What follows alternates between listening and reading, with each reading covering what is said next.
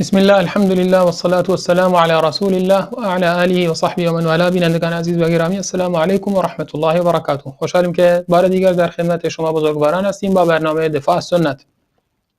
امروز هم طبق روال برنامه در مورد یک دیگر از علمای بزرگ اسلام صحبت می‌کنیم و موضوع برنامه امروزمون روش تدوین از قرن پنجم به بعد هست که ما در هفته‌های گذشته هم در مورد تدوین در قرن پنجم و بعد قرن پنجم صحبت کردیم و گفتیم که روش تدوین در این برهه زمانی متفاوت بود از قبل از خودش.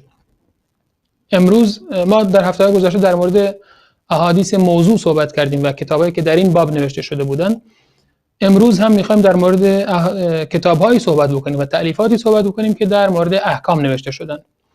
و امروز می‌خوایم یکی دیگر از بزرگان اسلام رو معرفی بکنیم که ایشون امام عبدالحق اشبیلی هستند. ایشون اسمشون کنیشون ابو محمد هست، اسمشون عبدالحق بن عبدالرحمن بن عبدالله بن الحسین بن سعید ازدی اندلسی اشبیلی. اندلس همونطور که میدونید منظور اسپانیا هست و اشبیلی هم شهر اشبیلی هست که در اسپانیا وجود داره و در زمان خودش ایشون به اسم ابن خرات معروف بودن. در سال 514 هجری متولد شدن و در سال 581 وفات کردن، یعنی تقریبا 68 یا 69 سال عمر کردن. ایشون یکی از علمای حدیث بودند، یکی از فقها بودند، یکی از مورخین بودند و میشه گفت یکی از نوابغ عصر خودشون بودند که کارهای بسیار بزرگی انجام دادن، مثل جمع بین صحیحین، صحیح مسلم و صحیح بخاری رو جمع کرده و با ترتیب امام مسلم پیش رفته. و امروز ما میخوایم سه کتاب ایشون رو معرفی بکنیم که اسمشون احکام الشریعه هست. احکام الشرعیه که سه تاست، یکی بزرگ، متوسط و کوچک. انشاءالله امروز این کتاب ها رو معرفی میکنیم و خود امام عبدالحق اشبیلی رو هم معرفی میکنیم و در خدمت جناب دکتر عبدالحمید عالی هستیم طبق معمول برنامه. جناب دکتر السلام علیکم، خیلی خوش اومدین، در خدمت شما هستیم. و علیکم السلام و رحمت الله و برکاته. من هم خدمت شما و تمام بینندگان عزیز و گرامی عرض سلام و ادب دارم. جناب دکتر کمی در مورد خود امام عبدالحق صحبت بکنیم، در مورد یعنی این چیزها لازم هست، در مورد این برهه زمانی صحبت بکنیم، چرا اینجوری شد، از پنجم به بعد قرن جلو نمیریم و بعد در مورد کتاب‌های ایشون.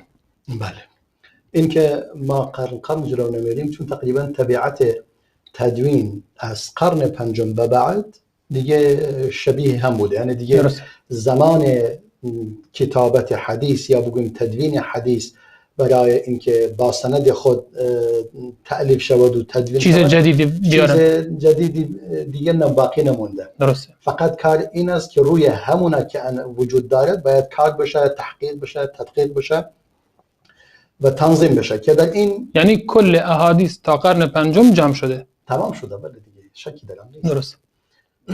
حتی قبلا جلوتر از اونم، درست. اما به هر صورت تا اون اصل افرادی باز هم بودن که احادیث را جمع آوری کردند و تدوین کردند، با سند خود درست. احادیث را جمع آوری کردن. این هست.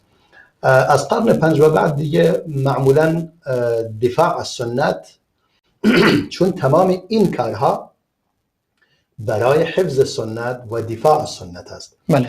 که بعضی اومدن احادیثی، یعنی احادیث جعلی و موضوع را جمع آوری کردن که قبلا بیان کردیم. بله. و بعضی دیگر آمده اند یعنی آسیب شناسی، در حالی که این کار اونا بعضا هم کاری است که در گذشتگان انجام دادن. درسته. یعنی کار جدیدی نکردن، فقط اون افرادی که کذاب و دروغگو هستند اونها شناسایی کردن. با شناسایی این دروغگویان تمام احادیثی که از طریق اونا اومده باشه دیگه مشخص جعلی. درسته. و یعنی در اصل همین است، اما اونا دروغگویان را مشخص کردن، اینا اومدن روایت های این دروغگویان را جمع آوری کردن. درست. مثلا که قبلا گفتیم چگونه بدونیم یک حدیث جعلی است، یکی دیگه آسان ترین راهش همین است. اگر در سند این حدیث یک آدم کذاب دروغگو وجود داشت، تمام. درست. چون بعضی دروغگو هست فقط در سخن گفتن با مردم دروغگوست، ولی دروغ به خدا و رسول نسبت نمیده. درسته. حتی اونم که یعنی جعل بک حدیثی گفته می شود که کسی از جانب کسی روایت شده که دروغ را به خدا و رسول نسبت میدهد، به رسول خدا صلی الله علیه و سلم ثابت شده. در نتیجه علمای قدیم اینا را شناسایی کردند.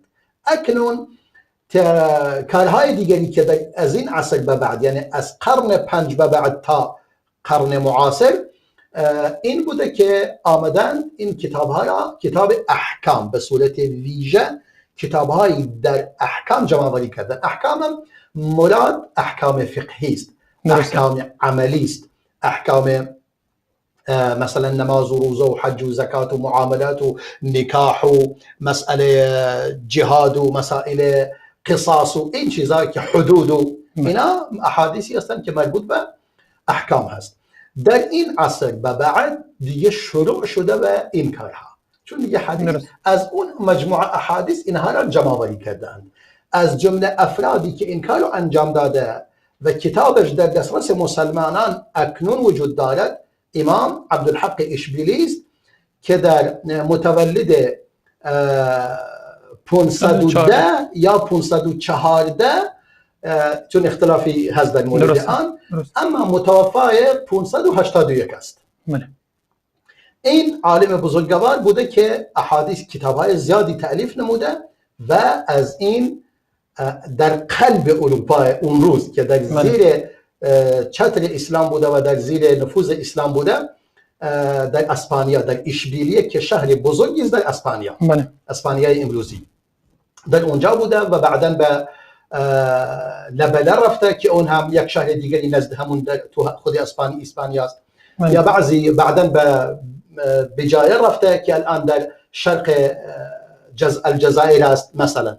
حالا این مسائل وجود دارد و بهتر است اول این مرد بزرگوار را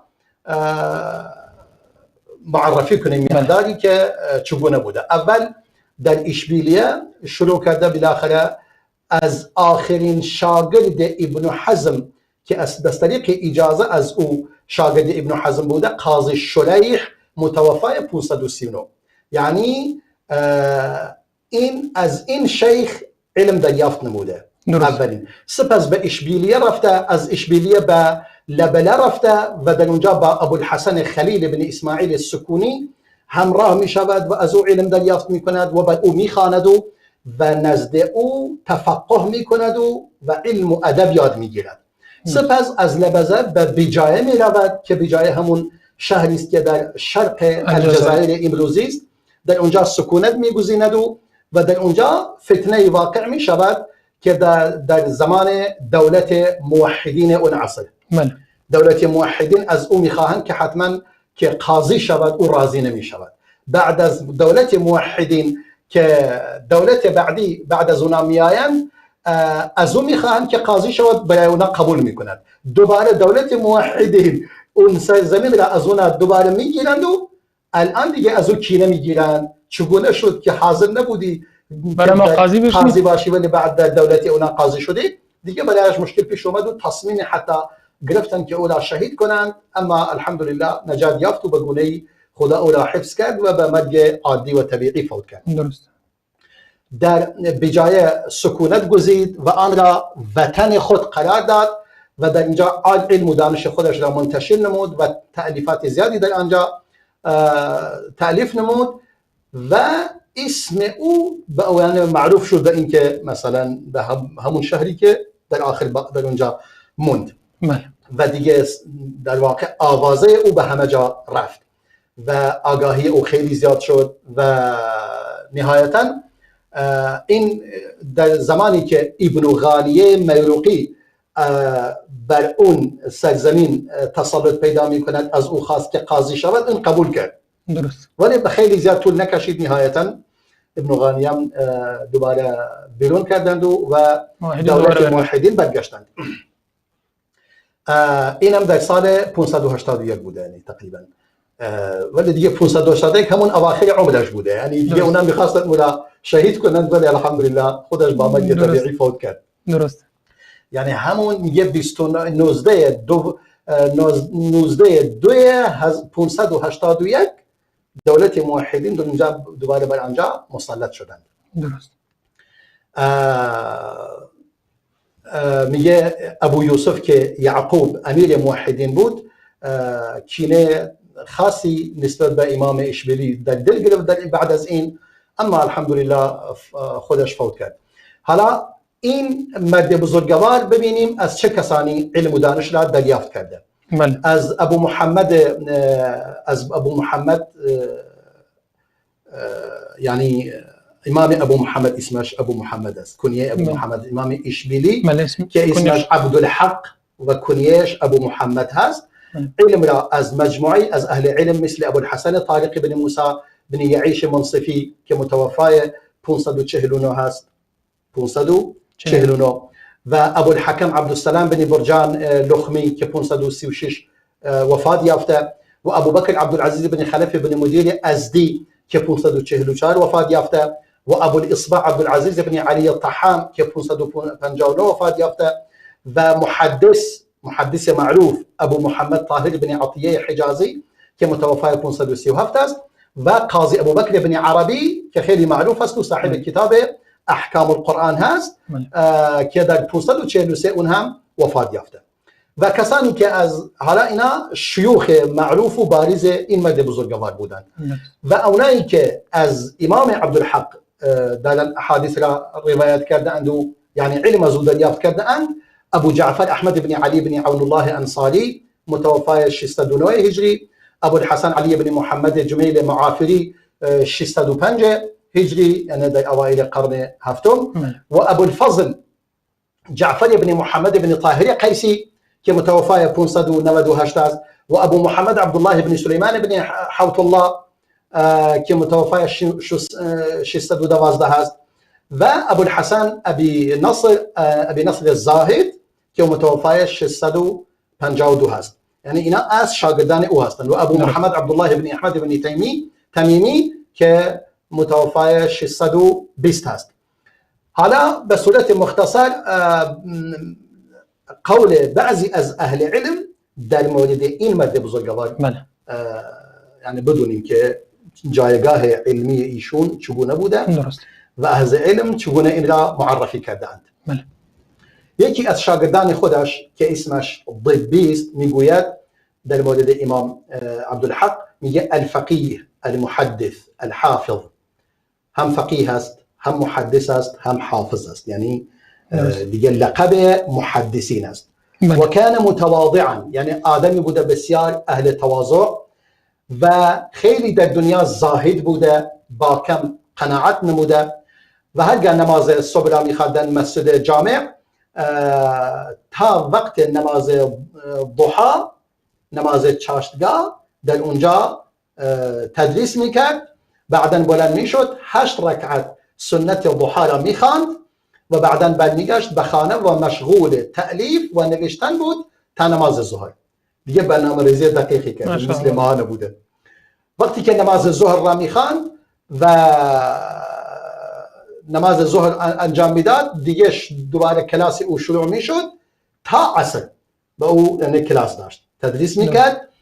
وقتی که نماز عصر را میخواند دیگه خارج میشد برای انجام نیازهای مردم. یعنی اینجوری وقت یعنی این گونه وقتهای خودش را کاملا تقسیم نموده بود. پس از نماز یعنی چاشتگاه یا نماز ضحی تا ظهر تألیف می نمود. از ظهر تا عصر که تدریس میکرد. بعد از عصر هم برای مردم. بله، قبل از ضحی هم که تدریس میکرد. در مسجد دیگه نمی اومد، تا نماز ضحی را میخوند، 8 رکعت نماز میخوند. و هر کسی اگر کسی از طالب یعنی دانش آموزان خودش چیزی از او دریافت میکرد یا کاری به او داشت، راحت همراه او میرفت و کارش رو تا جایی که در توان داشت برایش انجام میداد. ماشاءالله. آدم متواضعی بوده کاملا. اهل علم این گونه بودند. امام یافعی میگوید با وجود اینکه این مرد بسیار بزرگوار است در علم، اما یک انسان بسیار قانع بوده، بسیار متعفف بوده، یعنی از کسی چیزی نخواسته، و دارای صلاح و ورع و پایبند به سنت بوده. ماشاءالله. امام ابن الابار میگوید این مرد بزرگوار فقیه بود، حافظ بود، دانا بود به حدیث و به علل حدیث، یعنی آگاهی خوبی داشت از حدیث و آن. عارفاً بالرجال، آگاهی خوبی داشت به رجال حدیث و اهل خیر و صلاح و زهد و ورع و تقوا بود و پایبند به سنت بود و دنیا خیلی در دنیا زاهد بود و در حتی مسائل ادبی و شعر هم بالاخره دست ید طولایی داشته. درست. امام غبرینی میگوید امام، یعنی این لقب امام برایش میگوید امام، شیخ، فقیه، جلیل، محدث، حافظ، متقن. متقن یعنی خیلی دقیق. المجید یا بعضی میگوین المجود، یعنی کسی بوده که از نظر قرائت خیلی خوبی داشته، قرائت قرآن، و عابد و زاهد و قاضی بوده و خطیب هم بوده.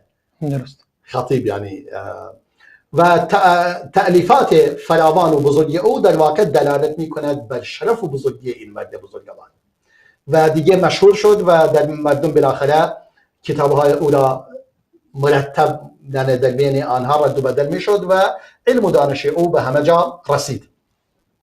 و می گفت من شنیدم که اون شب خودش را به 3 قسمت تقسیم می کرد. 3 قسمت. یک قسمتش برای قرائت قرآن، یک سومش برای عبادت، یک سومش برای خواب.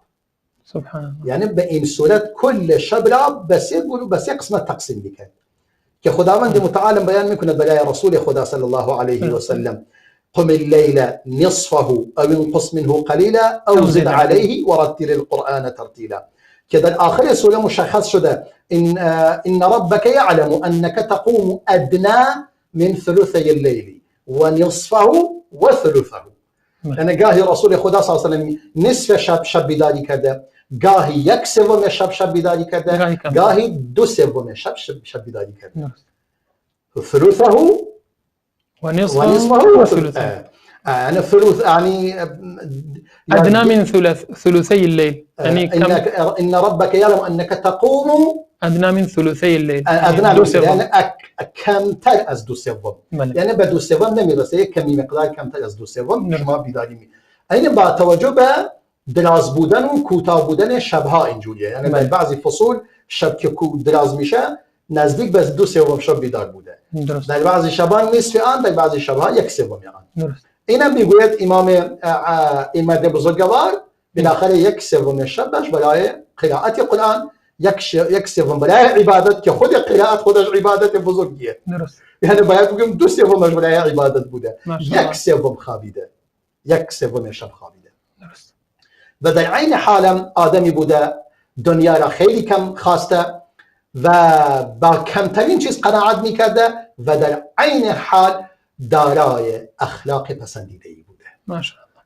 اینها باید ما بدونیم که خدا چه افرادی را برای این علم گماشته است. ابن ناصر الدین میگوید، یعنی شیخ ابن عالم همون متقدم میفرماید عالمی بوده، حافظ و آگاهی خوبی داشته به حدیث و به علل حدیث و به رجال حدیث و دارای صلاح و زهد بوده و پایبند به سنت، یعنی همه بر این تأکید میکنند لزوم سنت.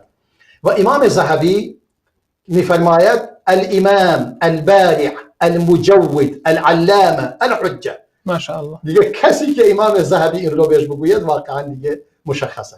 امام است، سرآمد است، اهل تجوید و یعنی قاری خیلی خوبی است، علامه و حجت است. علامه دیگه صیغه مبالغه است، بسیار عالم و دانا. به نظرم مطالب خیلی طولانی می شود. درسته. 10 دقیقه مونده به میان برنامه، اگر مطلبی دوست دارین در مورد کتابش در مورد کتابایش مقداری به کتابایی که تألیفاتی که دارد بهتر است که بتونیم در این 10 دقیقه حداقل به تألیفاتش اشاره کنیم. بله. یکی از مثلا تألیفاتش که ما الان داریم در مورد آن سخن میگوییم، الأحكام الشرعية الكبرى. أحكام الشرعية الكبرى ويك الأحكام الوسطى والأحكام الصغرى. این سه تا کتاب مخصوصا به صورت ویژه در حدیث، البته نه تنها اینا، کتابای زیادی دارن. همین که شما اشاره فرمودی کتاب الجمع بین الصحیحین دارد که جمع بین بخاری و مسلم است که کتاب بسیار با ارزشی و قشنگی است که ما الحمدلله وقتی که تو ایران بودیم این قسمت را تدریس کردیم، نصف کتاب را تدریس کردیم اون موقع. یعنی تا اواخر کتاب حج، یعنی دقیقا نصف کتاب بخاری و مسلم بود. کتاب بسیار قشنگ و زیبایی است در حدیث. و یک کتاب دیگر برای کتب سن، یعنی کتب سته، کتب ششگانه را در یک کتاب جمع کرده بود. این کار این مرد بزرگوار. و این کتاب های احکام شرعیه کبرا در بازم در احکام فقهی، یعنی مخصوص احکام، هرچند حتی این احکام شرعی کبرایش یک مقدار جامعتر از این است. جامع هست، مثلا به مسائل طب در آن پرداخته، به مسائل مناقب پرداخته، به کتاب الایمان پرداخته، به کتاب العلم پرداخته. این کتاب ها در این وجود دارد.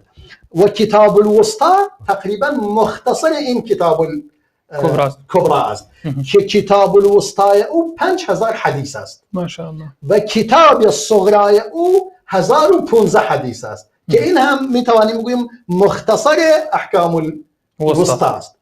یعنی اینا را خیلی دقیق، یعنی حتی بعضی میگویند کتاب بزرگتر از کبرا هم داشته به اسم الاحکام الکبیر، ولی اون کتاب اون دیگه در دسترس نیست. ولی این سه تا کتابش که چاپ شده و در دسترس هست و کتاب احکام الشرعیه کبرا الان من پیشم هست که 5 مجلد است و احکام وسطا هم 4 مجلد است. درست. و احکام صغرا هم 1 مجلد است. درست. و احکام جمع بین الصحیحینش هم که 4 مجلد است. درست. 4 مجلد قشنگ و زیبا. در نتیجه کتاب های امام این کتاب ها دارد. بعدن یک کتاب دیگر به اسم العاقبه، کتابی به اسم العاقبه دارد که کتاب دیگر به اسم بیان حدیث معتل. حدیث معتل یعنی اون حدیثایی که دارای علت هستند. یعنی این مشخصه، ما گفتیم حدیث یعنی کسانی که در میان علما در آسیب شناسی حدیث آگاهی خوبی داشتن افراد اندکی هستند. درست. که این هم از این علماست، یعنی در واقع. بله. و تلقین الولد، البته اینم را بگویم این کتاب امام عبدالحق اشبیلی، کتاب احکام الوسطا، گویا امام طحان آمده ردی بر این کتاب نوشته، گفته در بعضی جاها به خطا رفته. بعدن امام ذهبی یک ردی بر او داده که اون ادعا کرده این کتاب مثلا ایراد دارد، اون هم ردی به او داده و در یک کتاب و یک تألیف قشنگی آن را خلاصه کرده در جاهایی که او به خطا رفته که از او ایراد گرفته. درست. یعنی ایرادهایی که از او گرفته جای دقیق نبوده در واقع. درست. این کتاب گفتم محمد بن قطان، ابو الحسن علی بن محمد قطان که یک عالم بزرگواری است، متوفای 628 است که کتابش به اسم بیان الوهم والایهام الواقعین فی کتاب الاحکام. الوهم والایهام یعنی گویا امام عبدالحق اشبیلی به خطا رفته در مواردی. درسته. امام ذهبی آمده گفته در قسم بسیاری از این موارد درسته، به خطا رفته، ولی در موارد دیگری تو به خطا رفتی. درست. تو اشتباه کردی. اینجوری علما بالاخره هیچ کدوم همدیگر را رها نکردن. اگر در زمینه کسی خطایی کرده، اشتباهی کرده، دیگری اومده تصحیح نموده. اگر اونم دوباره اشتباه کرده، یکی دیگر اومده تصحیح نموده. درست. این نشانه دفاع از سنت رسول خدا اینگونه انجام گرفته توسط اهل علم. این خیلی مهم بود که خواستم به آن اشاره کنم در واقع. درست. و کتاب احکام شرعی که در اختیار ماست، کتاب دیگر به اسم تلقین الولد، یعنی تعلیم فرزند، چگونه فرزند را تعلیم دهید. بعدا جامع الكتب الستة، يعني 5 کتاب را در یک کتاب جمع‌آوری کرده، 6 کتاب را در یک کتاب، و جمع بین الصحیحین که بیان کردیم. کتاب الرقاق، کتابی در زهد و یعنی پرورش و تربیت، و کتاب الصلاة و التهجد، و کتاب الواعی فی اللغة. و میگه کتاب های دیگر غیر از این هم دارد که عبدالرحمن ابن عقیل میگوید 28 کتاب را تألیف نموده این مرد بزرگوار. درست. اینها مواردی بودن از این کتاب هایی که ایشون تألیف نموده اند. و در شهر بجایه در اواخر ربیع الثانی سال 582 هجری و بعضی میگویند 581 وفات یافته. و قیل اینگار در مورد حتی وفاتش هم اختلاف اندکی وجود دارد، همچنان که در مورد ولادتش هم اختلاف وجود داشت که قول بیشتر بر این بود که در 510 متولد شده. و وقتی که ما نگاه کردیم به اساتیدش همه در 530 و 535 و 540 و 545 و اینا بودن. آخر بعضی حتی گفتن چیز خیلی گفتن در 600 مثلا، یعنی تقریبا 100 سال اختلاف گذاشتن برای تولدش. که این از این لحاظ یعنی مشخص می شود که اون قول جمهور علما و جمهور مؤرخین در مورد او که نوشتن همون 510 متولد شدن. درسته. بله. این به صورت مختصر مواردی بودن در مورد این مرد بزرگوار و این کتاب ایشان. حالا مطالبی 3 دقیقه مونده اگر. بله. یکی از یعنی مواردی که ما خواستیم در موردش بیان کنیم اصلا معرفی این کتاب ها بود و بعداً البته خود کتاب احکام هنوز دیگه واردش نشد. درسته. که در موردش دقیق مطالب را بیان کنیم، ما فقط معرفی کردیم که این کتاب ها دارد. درسته. و این اساتیدش بوده به صورت مختصر و این هم شاگردانش بوده به صورت مختصر و این هم قول علما در مورد فضیلت این مرد بزرگوار. ان شاء الله بعد از میان برنامه میریم و وارد کتابا میشیم. باشه. به صورت دقیق تر در مورد این کتابا صحبت خواهیم کرد ان شاء الله. فقط یک نکته رو خدمت بینندگان عزیز عرض بکنم که شاید سوال بکنن اشبیل کجا هست. همونطور که گفتیم در اسپانیا وجود داره این شهر و امروزه بهش میگن سویا. جوونا به خاطر تیم فوتبال سویا این شهر رو حتما میشناسن. بله. این شهر اسمش سویا هست و یکی از منابع علم در اون زمان بوده. الان چندین قرنه که دوباره مسیحی آمدن و مسلمان‌ها رو اخراج کردن. خیلی از این مسلمان‌ها حتی به آمریکای جنوبی رفتن. درست. از ترس حملات صلیبی و اونجا در برزیل هم حتی یک حکومت اسلامی برقرار کردن همین مسلمانایی که اونجا رفته بودن و خیلی هاشون به کشورهای شمال آفریقا رفتن. درست. میان برنامه می‌بینیم خدمتتون برمیگردیم و بیشتر در مورد این عالم بزرگوار و کتاب‌هاشون صحبت خواهیم کرد. با ما باشید.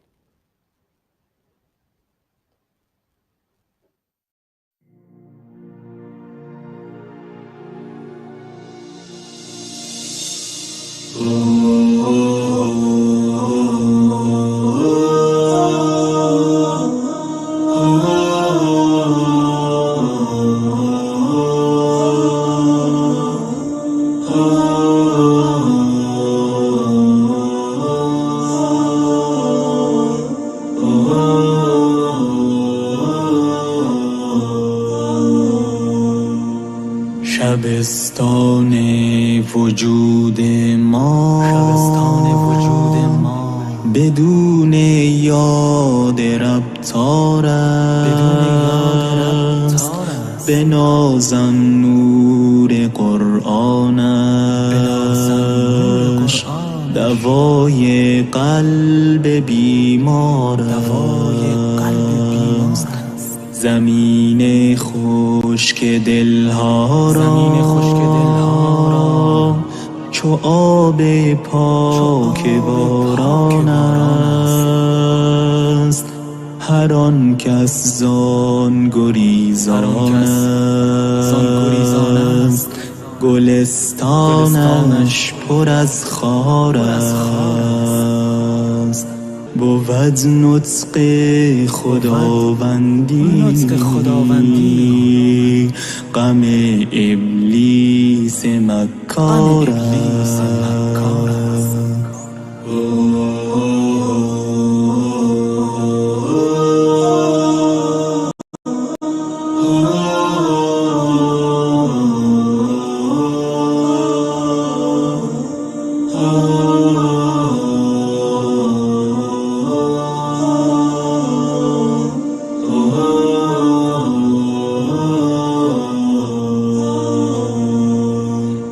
خدایا عشق قرآن را به قلب ما فزون بنما، ببر از دل گناهان را که قرآن خصم فجار است. بگردان ره روانش را به دنیا سرور و سالار، به عقبی جز به ابرارت که او سالار ابرار است. شفای روح هر جسمی تویی قرآن، تویی قرآن. بهاران می کنی دل را، دل از یاد تو سرشار است. اگر در زندگی آید شود جانت بهارستان، بیا از وی ببر نوری که او مصباح انوار است، که او مصباح انوار است.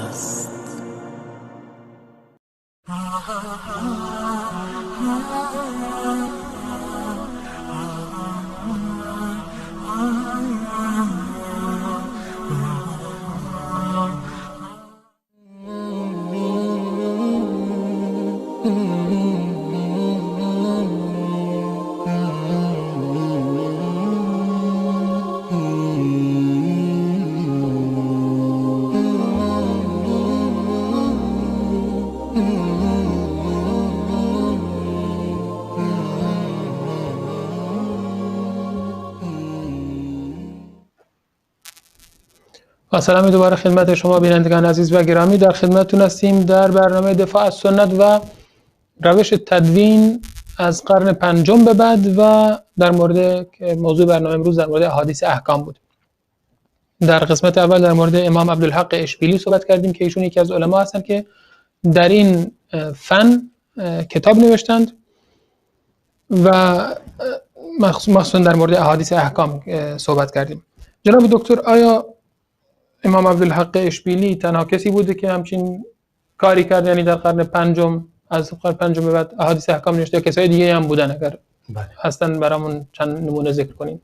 بله نه قطعا، چون ما که گفتیم از قرن پنجم به بعد درست دیگه قطعا تا این عصر هم میتوانیم ما اسم بیاریم و نمونه ذکر کنیم، حداقل تا قرن دهم درست موارد بسیار زیادی در این زمینه میتوانیم ذکر کنیم. بله.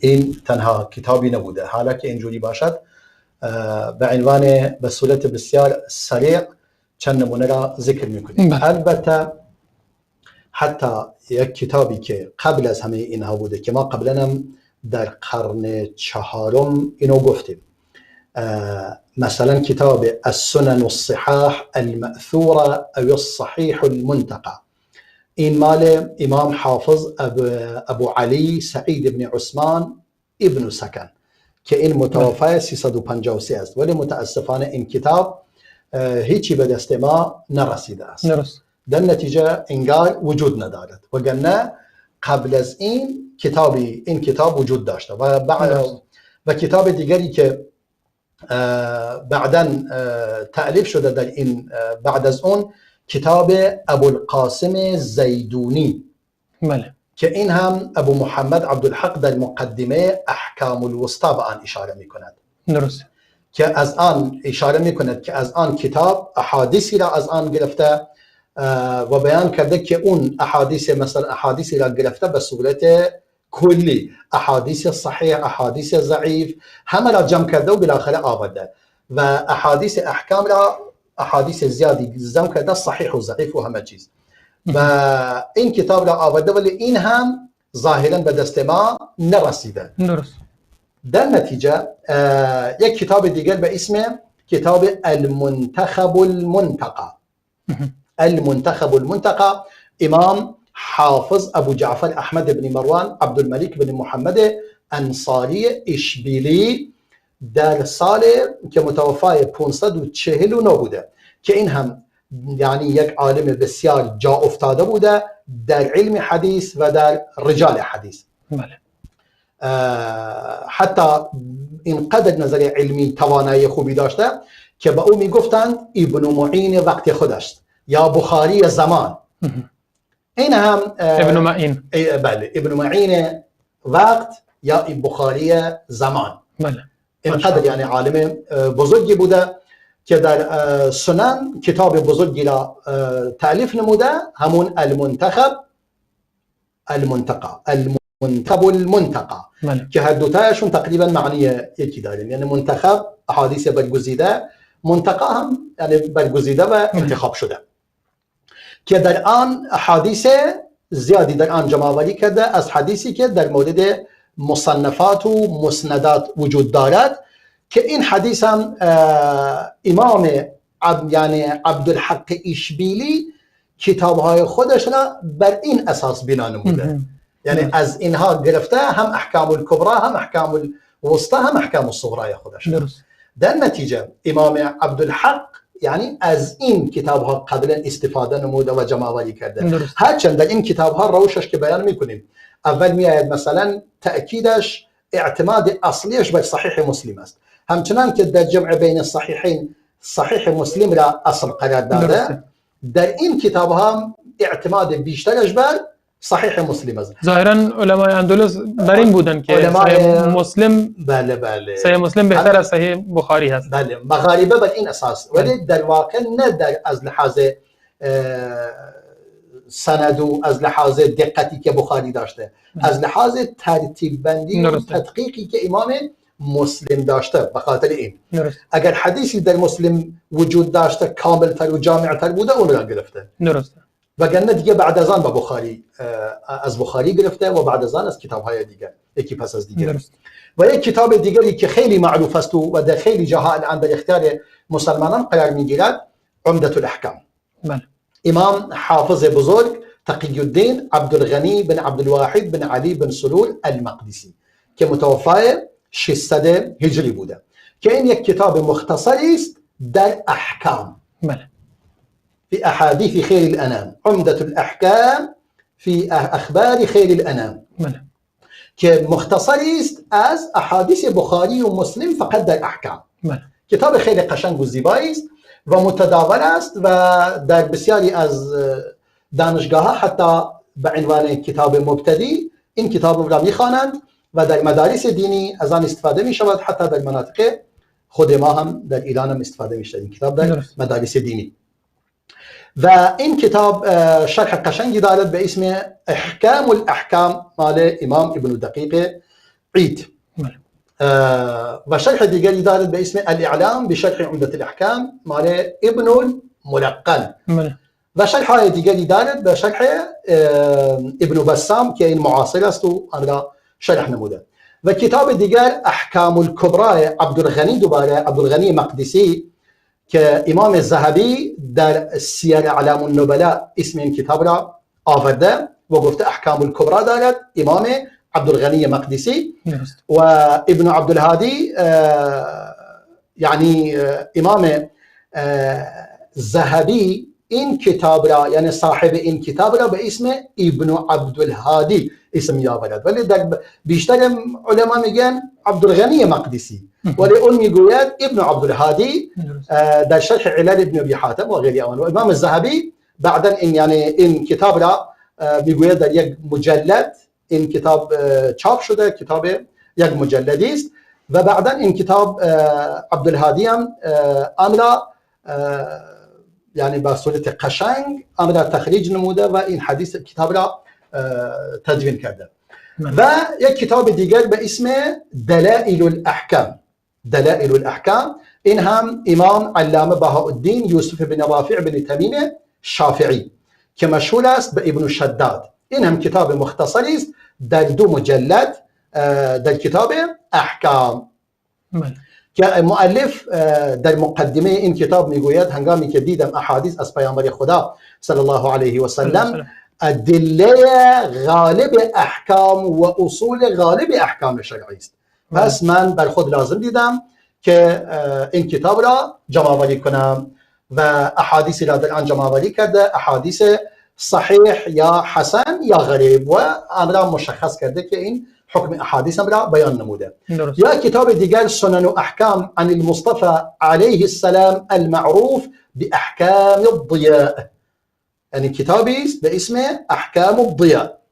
امام حافظ ضیاء الدین، چون خودش اسم ضیاء الدین بوده گفته احکام الضیاء، یعنی با توجه یعنی کتاب خودش. ضیاء الدین ابو عبدالله محمد بن عبدالواحد مقدسی متوفای 643. این هم کتاب بزرگی است، يعني حتى وصل فيه إلى أثناء الجهاد يمتاز بحسن العرض ودقة الترتيب. میگه این کتاب بسیار قشنگیست، هم عرضه مطالبش خیلی قشنگ و زیباست و هم ترتیب ظریف و دقیقی دارد و سعی کرده تمام احادیثی که مربوط به مثلا احادیث احکام باشد در آن جمع کند. به همین خاطر امام ابن الملقن در مقدمه بدر المنیر میگوید اکثر کتب الاحکام نفعا، میگه این کتاب از بیشتر کتاب‌های احکام نفعش بیشتر است. بعداً یک کتاب دیگر الاحکام الکبری مال پدر بزرگ امام ابن تیمیه مشهور، پدر بزرگ امام ابن تیمیه مشهور که اهل حران است، شیخ الاسلام مجد الدین ابو البرکات عبدالسلام فرزند عبدالله فرزند ابو القاسم ابن تیمیه متوفای 652 و این پدر بزرگ شیخ الاسلام احمد بن عبدالحلیم بن عبدالسلام بن تیمیه است که عالم مشهور است و جدش که حتی امام ابن تیمیه تعریف میکند از کتابش. و امام ابن رجب میگوید این یکی از یعنی در زیر کتاب‌های حنابله این کتاب را معرفی میکند. و کتاب دیگر همین مرد بزرگوار المنتقى من احادیث الاحکام، المنتقى من احادیث الاحکام، این هم مال مجد ابن تیمیه هست که امام ابن رجب در مورد این کتاب میگوید این کتاب مشهوری است که او آن را انتخاب نموده از احکام الکبری خودش. احکام الکبری بزرگتر است و قاضی بهاءالدین بن شداد گفته می شود که اون بوده که از او درخواست کرده که چنین کتابی را بنویسد. بعداً امام شوکانی در مقدمه نیل الاوطار میگوید کتابی به این قشنگی و بی‌نظیری وجود ندارد، یعنی کسی مثل او نرفته و به همین خاطر امام شوکانی این کتاب را شرح نموده به اسم نیل الاوطار. نیل الاوطار شرح این کتاب است. و ابن الملقن در کتاب بدر المنیر میگه این کتاب مانند اسمش قشنگ است. اسمش چقدر قشنگ، خودش هم اینقدر قشنگه ماشاءالله. میگه اگر به خاطر این نبود که بسیاری از احادیث را به ائمه نسبت میدهد اما تحسین و تضعیفش نمیگوید، مثلا میگه اخرجه احمد، اخرجه الترمذی و ابو داود، دیگه حکم آنان را بیان نمیکنه در مورد این حدیث چه بوده. میگه اگر این نبود، به خاطر این نبود، این کتاب یعنی بهترین کتاب بود در این باب خودش. ماشاءالله. این خیلی قشنگ است.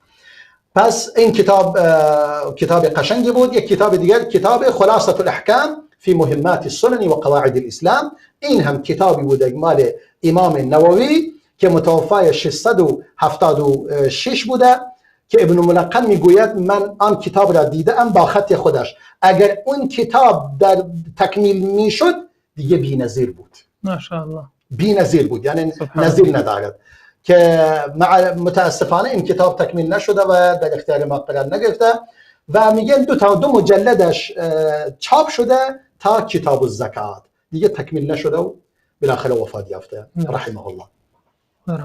کتاب دیگر غایة الاحکام لاحادیث الاحکام او الاحکام الكبرى، امام ابو العباس احمد بن عبد الله بن محمد به اسم محب الدین الطبری. اینم کتاب قشنگی بوده که متوفای 694 است، که امام ذهبی در کتاب سیر اعلام النبلاء خود در مورد این کتاب میگوید، میگه وعمل الاحکام الكبرى في 6 مجلدات، وعمل الاحکام الكبرى یعنی احکام الكبرى را در 6 مجلد نوشته و تعب علیه و اتى فیه بكل ملیحه.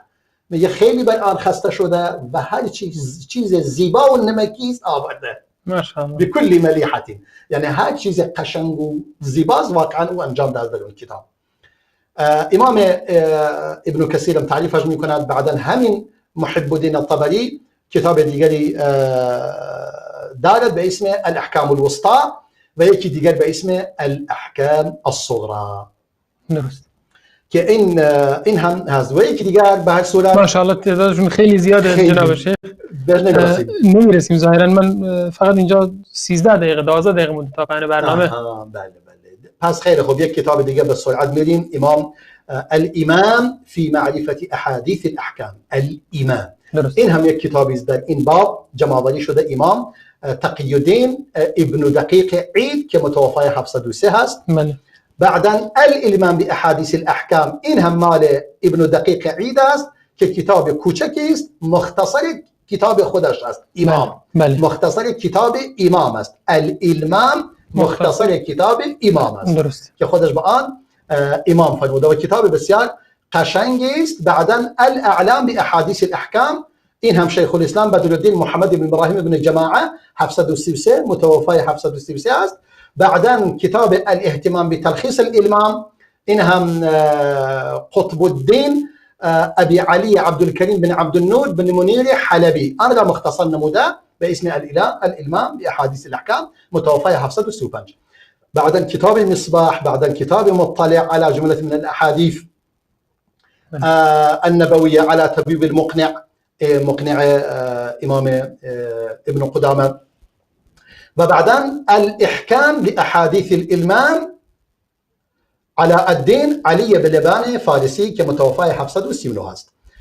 حالا بریم بعدا کتاب المحرر، بعدا کتاب احکام الكبرى، احکام الكبیر. المحرر هم الدر المنظوم. بله المحرر رو توی دانشگاه مدینه تدریس می شود، خیلی زیاد است. احکام الاحکام، این هم کتاب امام ابن نقاش 763 است. کفایت المستند لادله المقنع الى آخره. کتاب ها خیلی فراوان هستند، بیش نمیرسیم. فقط دوست دارم به آخری برسم که کتاب امام ابن تحفة المحتاج الى ادله المنهاج، این هم یک کتاب بسیار قشنگی است. برای شافعی ها باید خیلی واقعا خوشایند باشد که من یکی از اونها هستم که خیلی خوشم میاد. مال امام ابن الملقن است و کتاب مختصری است. آن را بر اساس ابواب منهاج الطالبین امام نووی آورده و کتاب بسیار قشنگ، تمام در آن شرط گرفته که در آن حدیثی نیاورد مگر این که صحیح باشد یا حسن، اگر ضعیف باشد حتما بیان میکند. و یعنی ادله منهاج بیاورد. منهاج الطالبین امام نووی به ترتیب اون آمده و احادیث را آورده، احادیث احکام. کتاب بسیار قشنگ، یک مژده قشنگی برای دوستان شافعی، خیلی کتاب با ارزشی است. درسته. خلاصة الابریز للنبيه طالب ادله التنبيه، بعدا کتاب تقریب الاسانید و ترتیب المسانید. نهایتا کتاب فراوان است و بلوغ المرام بهتر است. کتاب بلوغ المرام اینم که خیلی کتاب معروف و مشهور است، مال امام ابن حجر عسقلانی است. واقعا امام است، حافظ است، شیخ الاسلام است. احمد بن علی بن حجر عسقلانی متوفای 852 بله. که یک مختصر نافع است که خیلی از کتاب المحرر بهتر است و از کتاب عمدة الاحکام ابن دقیق عید بهتر است، یعنی این مفصل تر است.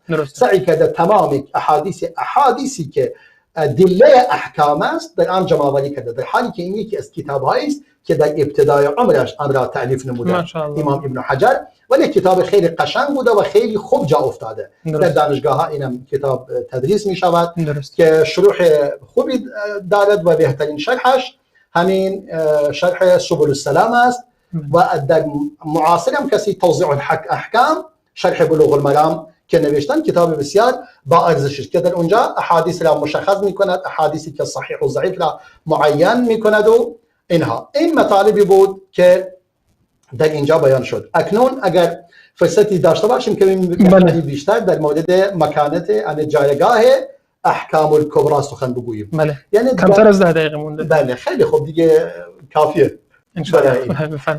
این کتاب هم کتاب جامعی است در مورد، یعنی یک ویژگی که در این کتاب وجود دارد در دیگر کتاب‌های احکام وجود ندارد این است در عین این که توجه زیادی کرده به احادیث احکام، در عین حال ابواب دیگری که دیگر کتاب‌های احکام نیاوردن اون آورده. گفتیم مثلا کتاب طب، درسته، اون کتاب الایمان، کتاب العلم. دیگران مثلا امام ابن حجر در آخر کتاب مثلا بلوغ المرام یک کتاب الادبی دارد در مورد مسائل آداب و کتاب احادیث قشنگ و زیبایی، ولی این نه تنها این را آورده، مناقب هم آورده، فضائل هم آورده، کتاب التفسیر هم آورده در آن، ولی متاسفانه من نگاه کردم کتاب روزه در آن وجود ندارد. کتاب الصیام، سبحان الله، کتاب الصیام در خود این کتاب ناقص بوده و من ندیدم کسی در مورد این کتاب الصیام سخن گفته باشد.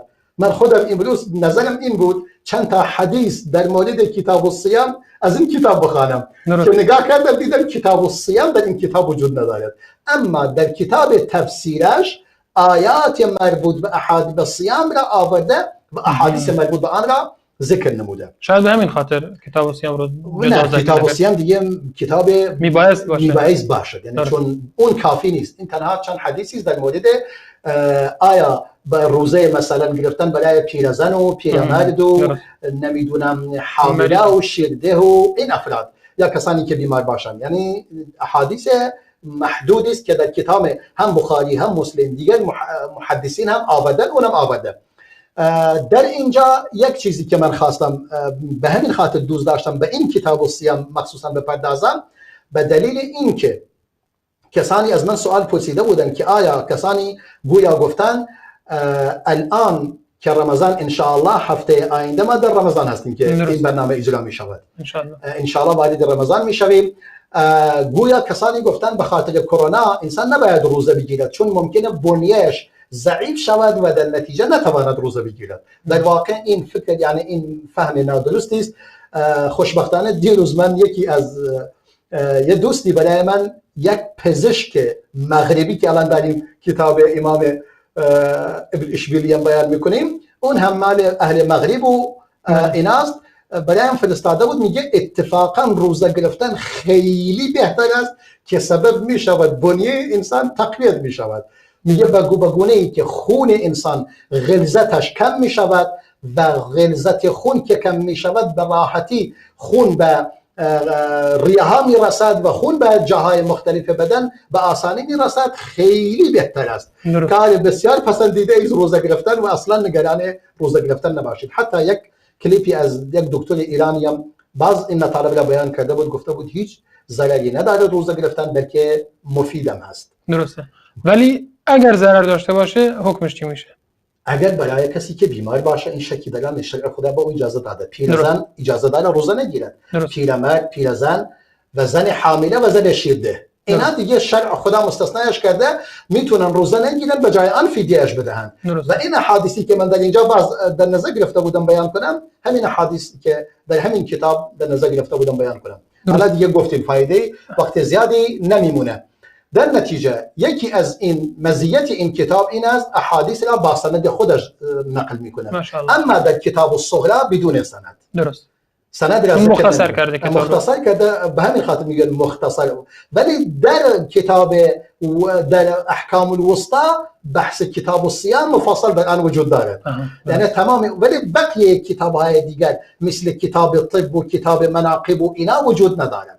درست. کتاب العلم هم هست ولی کتاب الایمان نیست. درست. من نگاهش کردم، بالاخره یه مقایسه با هم کردم بین این دو تا کتاب که دیدم این چیزا وجود داره. یعنی یکی از مهم بودن این است، یعنی حتی بعضی احادیثی که سعی کرده در کتاب احکام الکبری احادیثش همچنان که امام ذهبی و دیگر اهل علم میگویند هم سندن بهتر است هم متنا بهتر هستند. سندن و متنا در احکام الکبری در احادیث صحیح تأکید کرده، ولی در احکام الصغری احکام بیشتری آورده اما احادیث ضعیف را آورده و خودش بیان کرده، علت حدیثا را بیان کرده. مثلا ماشاءالله این نکته خیلی مهم است، یعنی بیان کرده علتش چیست. حالا این بود که گفتم همین که کسانی اومدن نقدی بر آن نوشتن که امام ذهبی هم نقد بر اون نقد زد. درسته. الوهم والایهام.